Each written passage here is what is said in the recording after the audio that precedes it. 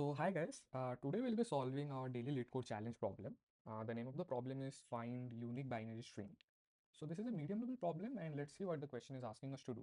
Then we can think of an approach, brute force approach and an efficient approach that we can use to solve this. Okay, so we are given array of strings nums and it contains n unique binary string each of length n.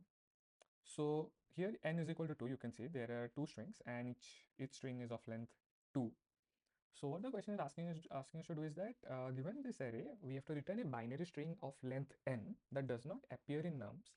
And if there are multiple answers, you may return any of them. So let's see this example and try to understand what the question is asking us to do. Okay, so here you can see that n is equal to 2. So when n is equal to 2, you have to return a binary string of length 2 that does not exist in this array. So let me just think of all the binary strings of length 2. So binary string means the strings that consist of only zeros or ones. So these are like the binary bits in the integer. So when that is represented in string form, it becomes a binary string. So this is an example of binary string. Okay. So when n is equal to 2, the binary strings that you can get are 0, 0, 0, 1, 1, 0, and 1, 1. If you see, there are four possible binary string examples, and the reason is that for every bit, you have two options. Either you can select a 0 or you can select a 1. So you're having two options, and based on the number of bits, how many is the number of combinations that you can get. So it will be 2 power n combinations. So for example, if there are 3 bits, and we can fill it with zeros or ones. So for every position, we'll have two options. So for this case, it will be 2 into 2 into 2 into 2, that is 2 power 3 is equal to 8 combination. So we'll check that later on, but now let's come to this example and try to see what it is trying to ask us. So if you can see, the binary string given to us are 0, 1 and 1, 0. Okay, and this is a complete exhaustive list of all binary strings of length 2. So if you see, the 0, 1 is over here, I'm cancelling it, and 1, 0 is present over here, so I'm cancelling it. So these two strings, if you can see, 0, 0 and 1, 1, that are not present in this array. So what is asked to us is that we have to return any of these strings. If there are multiple answers, we can return any of the strings. So basically, we have to return a binary string of length n that is not contained in this array. Now let's see the second example, what it is asking us to do. So in the second example, you can see the numbers are 0, 0, 0, 1. So I'm just again showing with the representation. So these are the all possible strings. So we have 0, 0, okay, we can ignore it, and we have 0, 1, we can ignore it. So what are the strings that are left out? So the strings that are left out are 1, 0 and 1, 1. So because it's 1, 0 and 1, 1, we can there are multiple answers, we can return any of them. Here 1, 1 is returned, okay. And now let's see this example where n is equal to 3, how we are solving this. So for n is equal to 3, we'll have 8 different combinations. As I said, it will be 2 power n. So let me just write the combination. So it will be 0, 0, 0, 0, 0, 1, 0, 1, 0, 0, 1, 1, 1, 0, 0. If you see here, all these are zeros. I just need to replace it with 1. So it will be 1, 0, 1, 1, 1, 0, and 1, 1, 1. So you can see there are 8 combinations. So 1, 1, 1 exists, so we can ignore that. 0, 1, 1 exists, skipping that, and 0, 0, 1 also exists, so I'm skipping that. So if you see how many are left, 1, 2, 3, 4, 5. So there are 5 binary strings of length n that is not present in this array. So what I can do is that I can return any of them. So here in this example, output 101 is written. You can return any of them, and it's fine. So how to solve this question? So the first thing that came to my mind when I saw this as let's like before we went to the efficient approach was that let's see how to form the brute force approach, how to calculate all the different possible strings, and then from all the possible different strings we can subtract the ones that are present in this array, and whatever is left, any one of them you can select and return. So I'll just take you to the brute force code. We can just check how the brute force code works. Then we can go for the efficient approach using bit manipulation. Okay. So the brute force code is what it has done is that I have this recursive function. What it does is that it returns me all binary string combination of length n.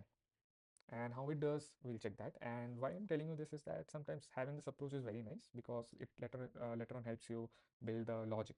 Okay, now let's see how the code is working.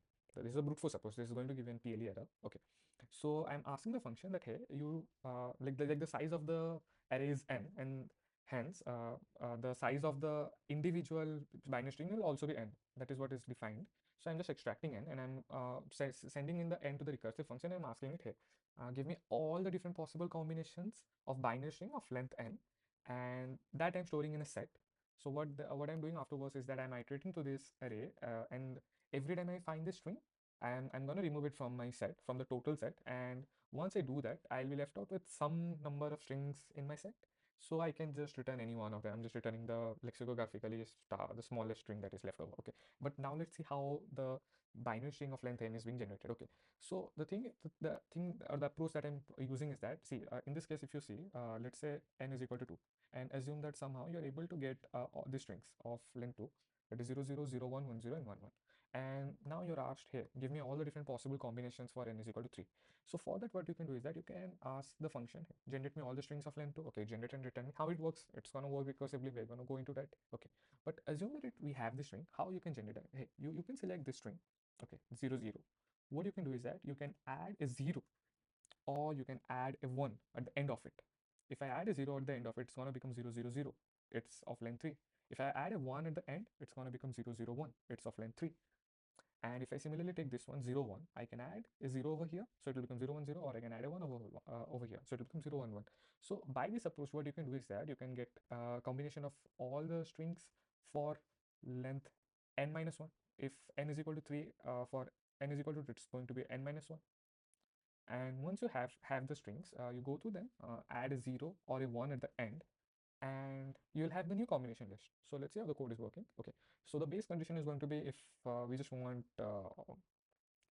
if n is equal to 1, we just have to return either it's going to be 0 or it's going to be the 1. This is the base condition. If that is not the condition, what I'm going to do is that, hey, I have the n. Let's say n is equal to 4. Okay, that's okay. I'm going to call it, hey, give me all the possible combinations for n is equal to 3. That is n minus 1. 4 minus 1 is equal to 3. And once it returns me all the combinations of length 3, I'm gonna iterate through that. I'm gonna select one of the strings over here, you can see, and I'm going to add a 0 at the end, and I'm going to insert it into my new set, or I'm going to add a 1 at the end for the string and going to insert it into my answer set. And that I will be doing for all the different combinations. And once I'm done with that, my answer set will have all the different combinations of size n. So that is how you can do, like, write the recursive solution. But again, that's going to give you a time complexity error, because it's a very huge combination, because you are you're trying to get all the different possibilities that will anyways be 2 power n, and along with all the different combinations, you are also, like, because this is a string, you have to do the string combinations, like you are adding 0, 1, n number of times. So the overall time complexity will be something of the order 2 power n into n, and that's going to give you a TLE. Okay, now let's see how we can do it efficiently. Okay, so to do it efficiently, you know that every integer number that you have, let's say you have a 0, you have a 1, you have some 5, you know, each of them has a binary representation. The binary representation of 0 is 0. You can consider it to be 0, 0, 0. It depends, like how many zeros you can add to the left is okay. But the binary representation of 0 is 0. The binary representation of 1 is 1. So it will be something of this form. And the binary representation of 5 is 1, 0, 1. And how do you get that? Whenever you get a binary string, let me take this binary string of value 1, 0, 1. This is the 0th place, this is the first place, and this is the second place. So the value of 0th place is 2 power 0, that is equal to 1. The value of first place is equal to 2 power 1, that is equal to 2. And the value of second place is equal to 2 power 2, is equal to 4. The same how we write the numbers in decimal representation. For example, the number is 786. So its value is 0, its value is 1. This is the first place and this is the second place. But the value for that is equal to 10 power 0, that is equal to 1. And the value for this is equal to 10 power 1. 10 power 1 is equal to 10. And this will be 10 power 2, that is equal to 100. In a similar way, when the base is equal to 2, that is, we are dealing with a binary representation. For the places 0, 1, and 2, the place value for that is going to be 2 power 0, 2 power 1, and 2 power 2. And by multiplying it with the bit, you can get the number. So for example, if it is 101, 101, if you want, like if you want to get to know like how this binary representation is being converted into integer, what you can do is that you can multiply 2 power 2 into 1 for this one, and this is 0, so plus 2 power 1 into 0 plus 2 power 0 into 1 for this. So 2 power 2 into 1 is that's equal to 4, this is equal to 0, 4 plus 0 plus 1. 2 power 0 is equal to 1, and 1 into 1 is equal to 1. So this is equal to 5. So this is how you can go from a binary string to integer, and similarly from integer to binary string. For going like internally in the memory, whatever integer number you have, it's represented in form of binary only. So to extract the bit, you can extract the bit. You can extract the 0th bit, you can extract the first bit, you can extract the second bit, and based on that you can extract the bits, and that you can convert into a string representation, and you will be getting the string. Okay, now let's go to the coding part and see how the code is going to work. Okay, let me explain the approach first, then we can check the coding part. Okay, so the approach is that, hey, you're giving me binary strings. Okay, why not convert this binary string into the integer representation in decimal form? In decimal form. So for example, it is 0, 1. So 0, 1 is representing the number 1, and 1, 0. 1, 0 is representing the number 2. That is 2 power 1 into 1 plus 2 power 0 into 0, as we saw. So basically, the numbers that are given to us is 1 and 2. And what is asked to us is that, hey, consider all the combination of binary string and see what number is missing. So what were the combination? The combinations was 0, 0, 0, 1, 1, 0, 1, 1. So 0, 0 is nothing but 0, 0, 1 is nothing but 1, 1, 0 is nothing but 2, and 1 is nothing but 3. So hey, all the different binary string possible combinations, these are the binary string, and these are the decimal representation.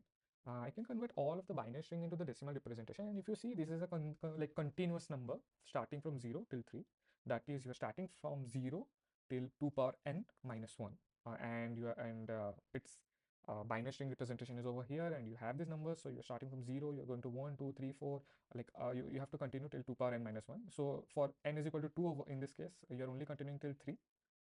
And in the case n is equal to 3, you will continue till 2 power 3 minus 1 is equal to 8 minus 1 is equal to 7, and so on. So the first approach that is that convert all of these numbers into its decimal representation. So this becomes 1, this becomes 2, this becomes 0, this becomes 1. For here, this will become 7, this will become 2 plus 1, that is equal to 3, this will become 1. So we are given 7, 3, and 1. I'm just running the code just to show you the example, like what are the numbers. Then we can also check.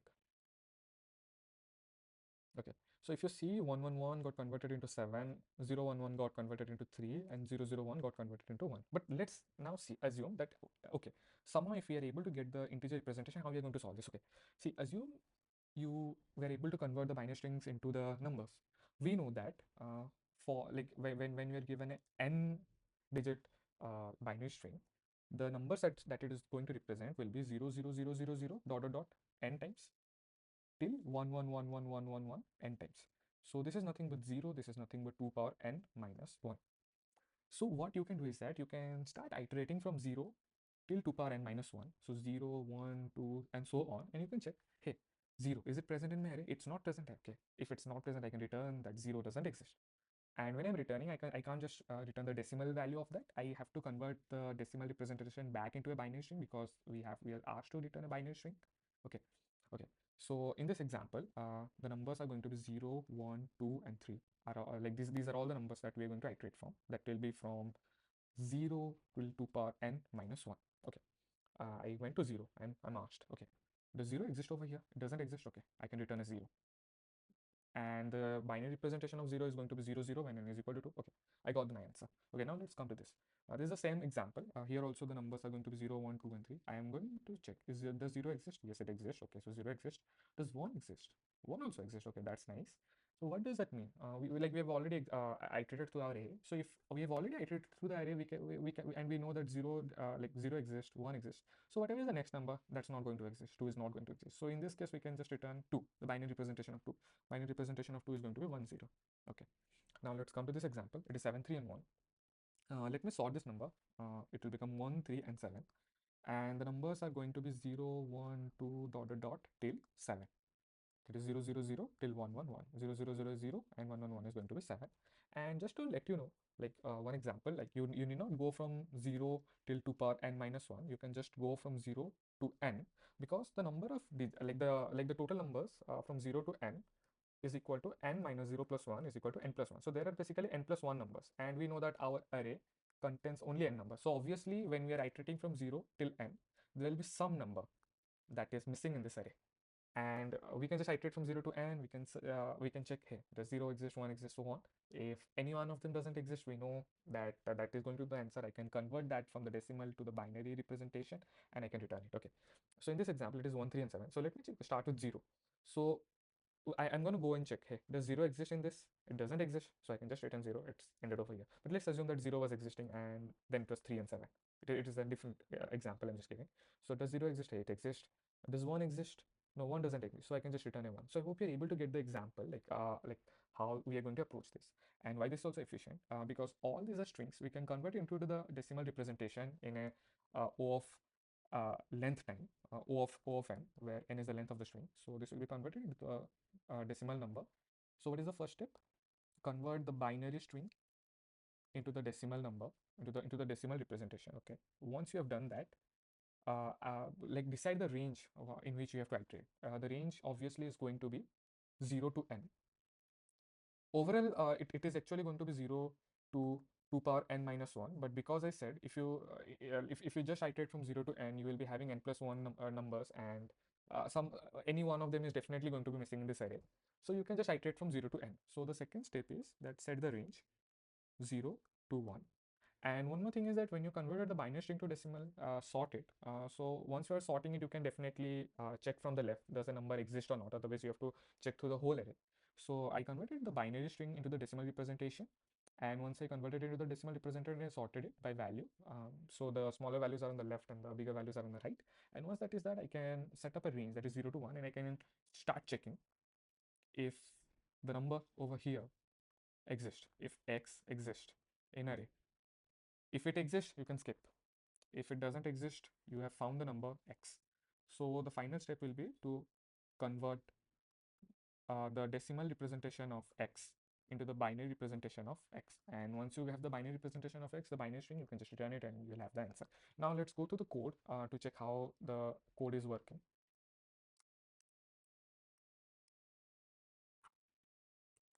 Okay, so I'll zoom the coding part. Just give me a second. Okay, so first thing that we are doing is that we are extracting the value of n. So here you can see that we have extracted the value of n is equal to nums.size. Okay, then I am creating a vector. So this vector is going to store all the decimal conversion of this array numbers. So what I'm doing is that I'm iterating through the array. I'm extracting each of the string. So here you can see, let's say this is 0, 1. So what I'm doing is that convert string, convert binary string into the decimal representation. So for that, what I'm doing is that I'm like the initializing number with 0. So this is the number that I'm going to create. Like that will be the decimal representation of the binary string.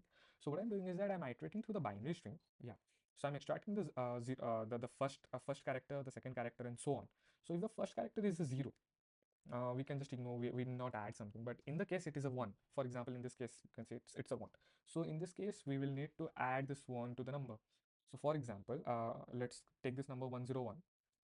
For I is equal to 0, our string is going to be this 1. So because this is a 1, this is a place at which place? So this is in terms of decimal representation and binary representation, it will be 0, 1, and 2. So this 1 is representing this 2th place, it's whose place value is 2 power 2.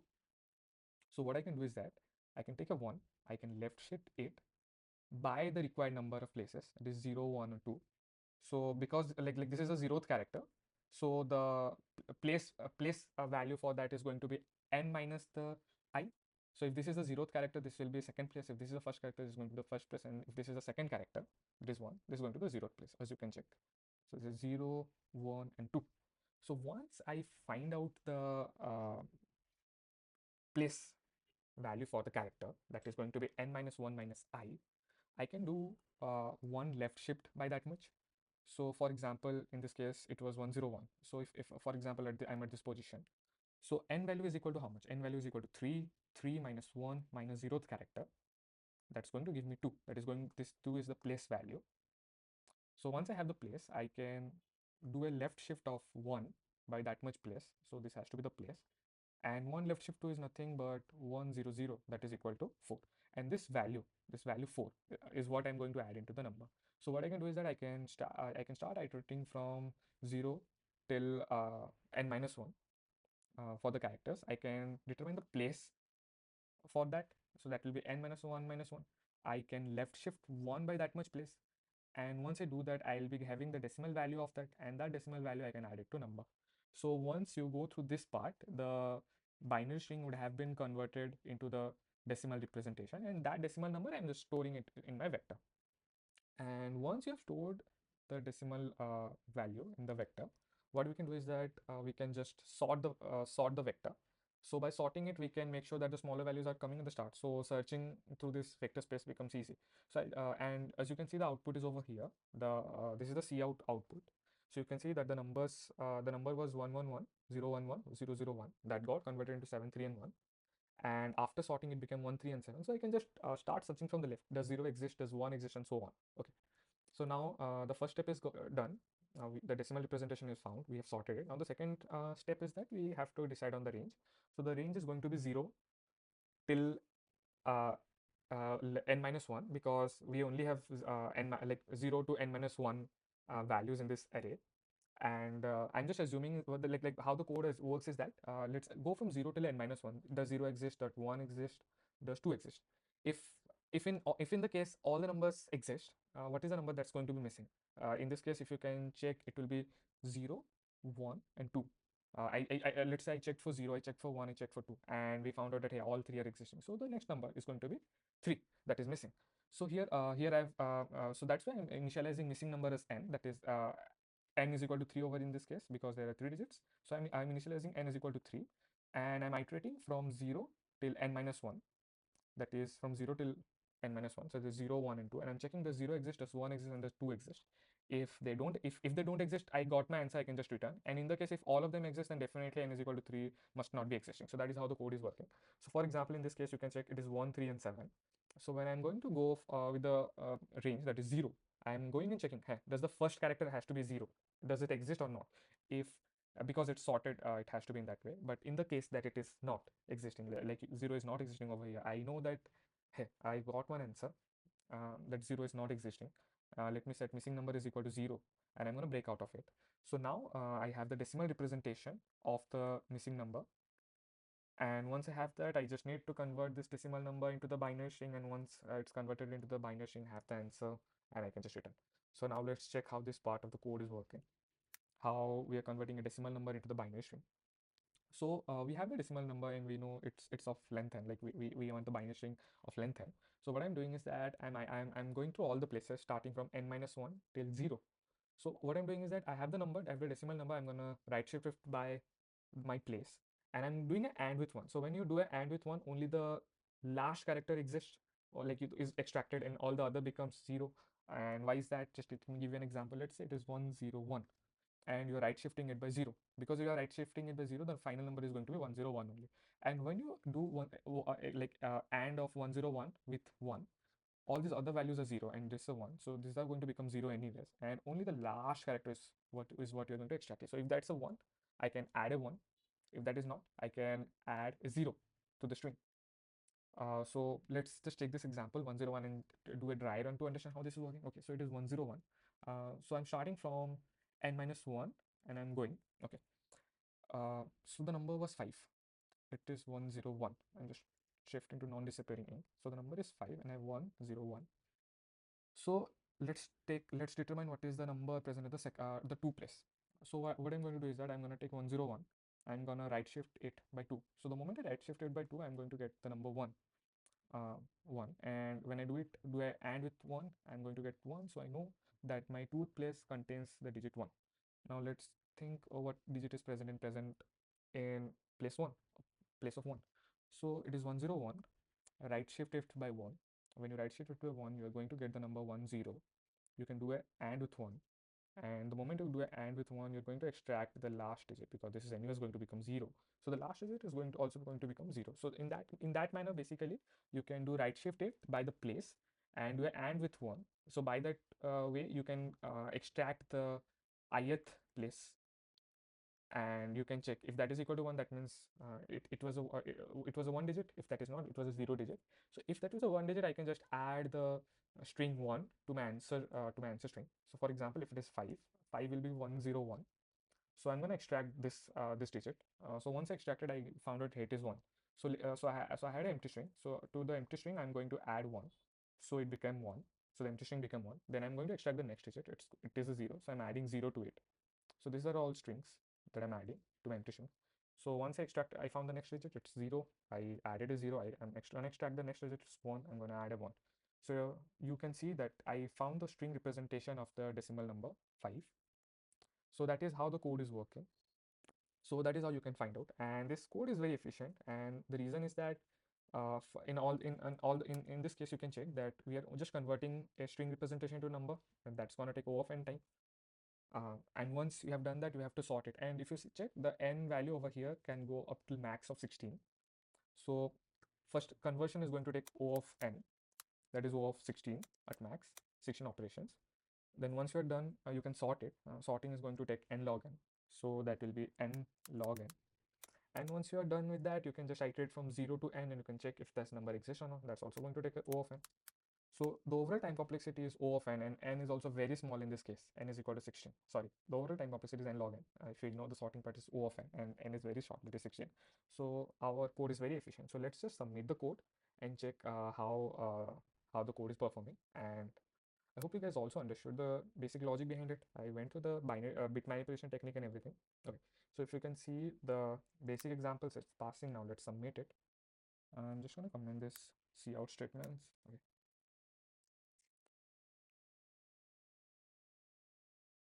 Okay, and yeah, so that was it. I hope you've understood. I'm gonna ask you guys to do one thing that what I did was that I converted the string representation to the decimal and then I completed it. So what I want you to do is that if any one of you has time, so I said you it, we are going to iterate from 0 till n, and we're going to search does that exist in the array or not. So what I want you guys to do is that there's another approach, similar only, that iterate through 0 to n, convert this decimal numbers into the binary string. So you have another vector, let's say, and check which element of this vector is not present in this number and return that. So that is the code that I want you guys to try out, and I hope you guys were able to understand. I was able to make you understand. And if you guys have any queries, please write down in the comment and subscribe for more videos. Thank you and have a nice day.